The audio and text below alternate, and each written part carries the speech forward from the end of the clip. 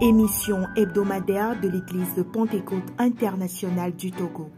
Une émission qui permet de vous édifier par la parole de Dieu, vous renforce spirituellement, vous donne l'énergie vitale en esprit pour booster votre semaine d'activité. Voici pour vous l'émission L'école qui reste à faire.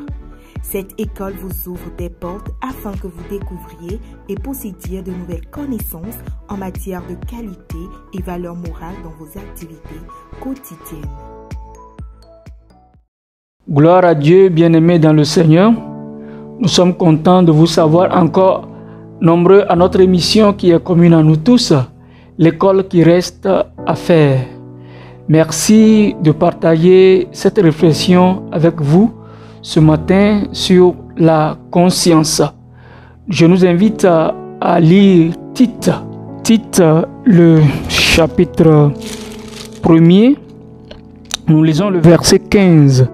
Là, il est écrit: tout est pur pour ceux qui sont purs, mais rien n'est pur pour ceux qui sont souillés et incrédules.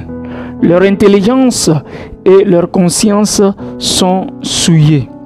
Tout est pur pour ceux qui sont purs, mais rien n'est pur pour ceux qui sont souillés et incrédules.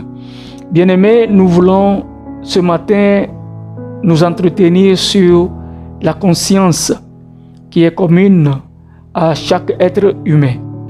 Au vu du comportement de certains dans la Bible, Paul va mener cette réflexion et il nous dit ce matin que tout est pur pour ceux qui sont purs.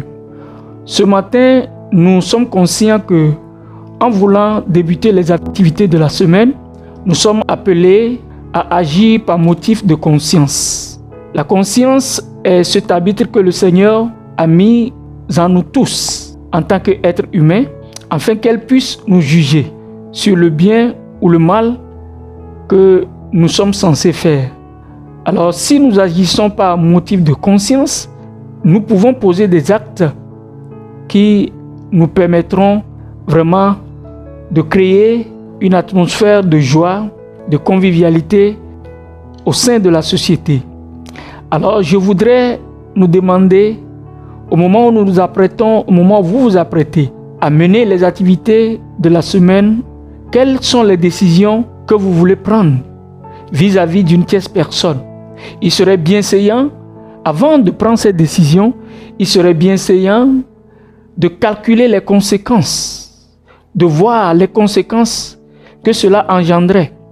Est-ce que cela ne causerait pas d'ennui à quelqu'un? Est-ce que cela ne va pas vraiment endommager le tissu social? Est-ce que cela ne va pas amener des clivages dans la société? Donc, nous devons, par motif de conscience, nous devons voir les actes que nous allons poser. Parce que ce n'est qu'un cœur pur qui peut poser un bon acte par motif de conscience. Dieu interpellait Caïn à ce sujet. Je voudrais nous inviter à lire Genèse le chapitre 4. Au moment où Caïn s'apprêtait à commettre le forfait, à prendre une décision qui ne serait pas bien pour la vie de son frère Abel. Et Dieu lui a dit, et l'Éternel dit à Caïn: pourquoi es-tu irrité et pourquoi ton visage est-il abattu? Certainement, si tu agis bien, tu relèveras ton visage. Et si tu agis mal, le péché se couche à la porte et ses désirs se portent vers toi. Mais toi, domine sur lui. Mais toi, domine sur lui. Il est vrai que pour un oui ou pour un non, nous voulons prendre des décisions à l'encontre de nos prochains, de nos vis-à-vis, à l'encontre de notre collaborateur, à l'encontre de notre époux, de nos enfants. Mais nous devons, comme je le disais tantôt, nous devons calculer les conséquences que cela va engendrer. C'est très important avant de les poser pour que nous puissions offrir à notre société un climat de paix, un climat de joie, d'une bonne relation, d'une bonne entente, pour que nous présentions chaque jour un parfum de bonne odeur. Que le Seigneur nous bénisse ce matin et que le Seigneur, par son esprit, nous aide à garder notre conscience pure lorsqu'elle nous interpelle sur un acte maladroit que nous voulons poser, que nous puissions changer de décision et prendre la bonne décision. Je veux ce matin motiver quelqu'un en ce début de semaine à prendre la bonne décision. La bonne décision sera la meilleure et cela donnera un sens à la vie. Que le Seigneur vous bénisse.